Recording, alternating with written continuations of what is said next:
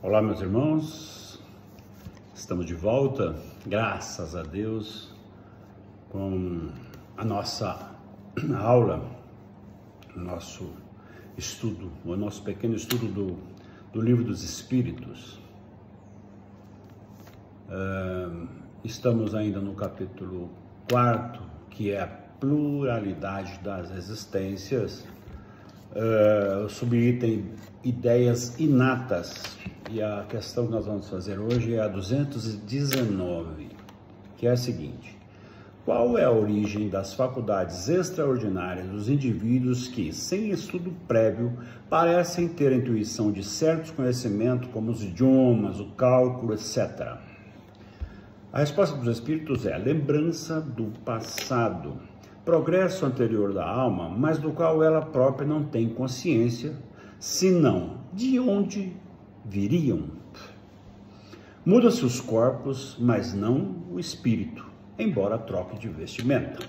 Então nós já colocamos várias vezes, né, em palestras, em aulas, em explanações sobre a doutrina espírita, né, algumas características assim diferentes que ocorrem em certos indivíduos que, sem estudo, até crianças, por exemplo, que tem uma afeição por um instrumento musical e tocam como se tivesse estudado por 10 anos.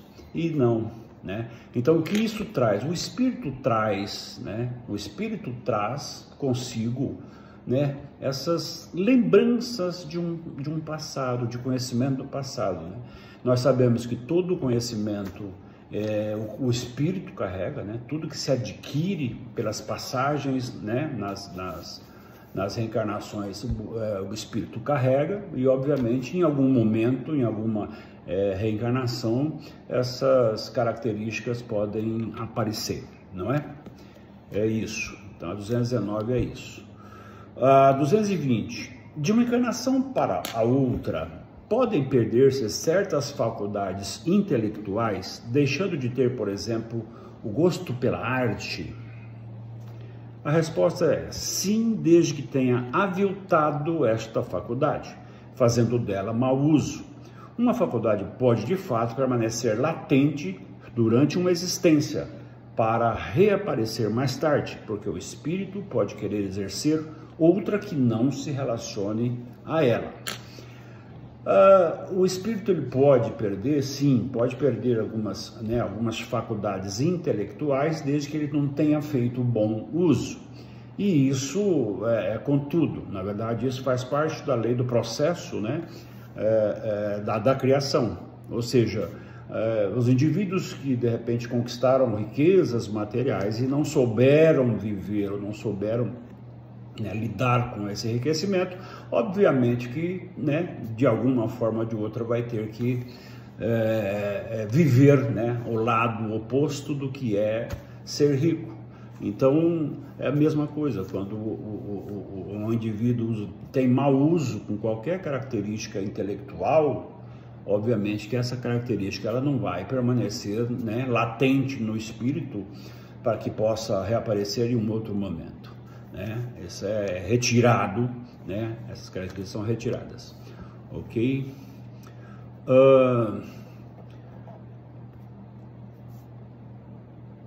221 é uma lembrança retrospectiva,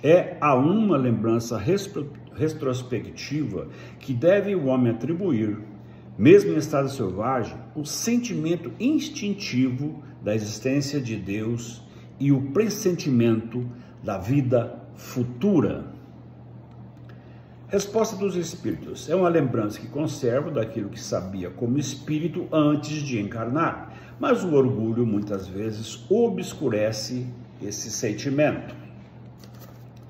Tanto é que mesmo os indivíduos que se consideram ateus, que não acreditam em Deus ou não acreditam nesse Deus, de alguma forma, esses indivíduos sabem que existe uma força, um poder que em algum momento lá atrás, criou esse esse universo, enfim. Mas, tipo, o orgulho das pessoas não querem, né, acreditar em Deus. Isso para Deus, inclusive, é indiferente. Não é acreditar ou não acreditar em Deus, não é o que importa. Na verdade, o que importa é o que fazer quando se passa por aqui, né? Então, vê-se muitos ateus que se consideram ateus, pessoas boas, pessoas justas, pessoas caridosas, e muitos de fé, né, entre aspas, que não são tão caridosos, não são tão bondosos. Ou seja, acreditar em Deus não é o que vai fazer a grande diferença, né? Para nós faz diferença porque nós temos essa relação íntima com esse Espírito, por conhecer a questão, né, desse grande Espírito, porque nós sabemos que Deus é em Espírito, Jesus é em Espírito, e os Espíritos, os anjos de guarda são em Espírito, e os santos da Igreja Católica são Espíritos, e o Espírito Santo do protestante é Espírito. Ou seja, existe uma relação com a espiritualidade muito forte, e é isso que nos traz, é isso que nos desenvolve, né, a nossa fé, tá? Mas não devemos condenar aqueles que não acreditam ou não têm fé em Deus, né? Isso não quer dizer também que seja orgulho, talvez, né? Uma má formação vai levar a isso, ou, enfim, não há o que justificar e não há o que condenar com relação a essas pessoas que não acreditam em Deus. Mas nós podemos ver, inclusive, né, um exemplo muito clássico, muito claro disso, dos silvícolas, os indígenas, né? E nós falamos de tempos e tempos atrás, né? Digamos com a descoberta, entre aspas, do Brasil lá em 1500, que existiam, né?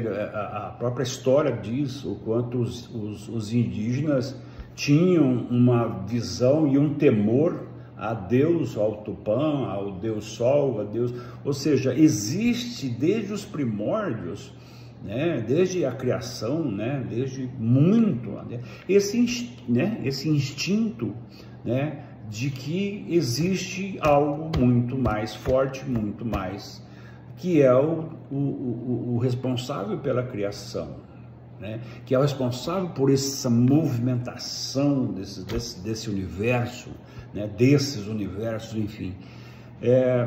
Isso vem instintivamente, né? E assim como nós falamos sobre pressentimento, né? Pressentimentos de vida futura também podem ocorrer, e é justamente isso que leva a essa crença, a acreditar que Deus existe, né? Que legal. A 221A. É a essa lembrança que se devem certas crenças relativas à doutrina espírita e que se encontram em todos os povos? Os espíritos respondem: essa doutrina é tão antiga quanto o mundo. Falamos agora na resposta passada, antecipamos essa resposta. Por isso que as encontramos por toda parte, e é esta uma prova de sua veracidade. O espírito encarnado, conservando a intuição do seu estado de espírito, tem a consciência instintiva do mundo invisível, mas muitas vezes ela é desvirtuada pelos preconceitos e a ignorância a permeia com a superstição. Quando falamos dos indígenas, falamos, né, sobre isso, né, o que nessas tribos, não só os indígenas, mas do povo africano, então, dessa relação muito próxima com o mundo espiritual, não é? Então, a gente observa tudo, sabe, essa relação deles com o mundo espiritual, talvez seja primeiro, talvez, e com certeza são as primeiras, né? Primeiros povos que estabeleceram, que colocaram, tanto é que nós temos várias religiões hoje, inclusive na doutrina que segue essa linha espiritista, religiões, doutrinas, né, de origem afro, né? Então, isso vem deixar claro que, né, o ser humano em si tem sim essa intuição da existência do Criador, né? E isso vem lá desde os primórdios. Então nós estamos falando agora de índios e do povo africano, mas antes, né? Os egípcios, enfim, de tudo que a gente sabe da história, né? E fora o que a gente não sabe, né? Enfim, é uma relação desde a criação, que essa intuição que refere-se à existência do Deus está no ser humano, que traz disso, né? Não é porque vê, lógico, a gente vê as coisas, a gente vê uma natureza, a gente vê, né, o outro ser humano, e a gente sabe que Deus é maravilhoso e existe por isso, mas não é por isso, né? É pela intuição, né, que traz de um modo que ele vivia, em modo espiritual. Então traz as lembranças de uma vida espiritual, né, de quando estava em espírito e não na carne. E isso às vezes, né, uns lampejos assim, acontece, não é? Então, e essa relação com esse mundo espiritual nós temos né, muitos médiums, né, que têm pressentimentos, enfim, porque são esses lampejos que a vida espiritual passa para esse indivíduo, na carne, né? Não é comum, mas passa, e acontece isso, os premonitores, né? Obviamente que deve se tomar muito cuidado com tudo isso que acontece, né, nessas questões, não só com a premonição, mas com a mediunidade em si, né? Nós médiuns devemos ter muito, mas muito cuidado ao utilizar a nossa mediunidade, né? Fugindo até um pouco do tema do texto, temos que ter bastante cuidado, porque, né, nós às vezes, né, somos agraciados, né, com alguma mediunidade, e essa mediunidade ela tem que ser para fazer o bem sempre.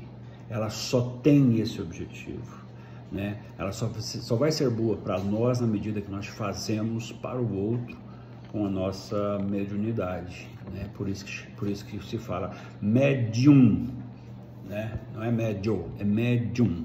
E esse médium, o que ele é? Ele é só um mediador, ele é só um intermediário das informações do mundo espiritual para aquele indivíduo que precisa, né, de uma palavra, que precisa de uma ação, que precisa de um ouvido, que precisa... Então, o médium é isso, né?